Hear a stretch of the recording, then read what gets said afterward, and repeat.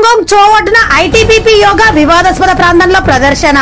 అంతర్జాతీయ యోగా దినోత్సవం సందర్భంగా లేహ్ లో 14,200 అడుగుల ఎత్తులో ఉన్న పాంగోంగ్ చో సరస్సు ఒడ్డున ఐటీబీపీ బలగాలు యోగా ప్రదర్శన నిర్వహించాయి.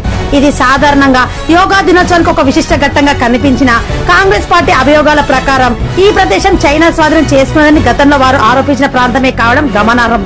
ఈ నేపథ్యంలో ఐటీబీపీ ప్రదర్శనపై రాజకీయ వాదనలు మరోసారి తెరపైకి వచ్చాయి.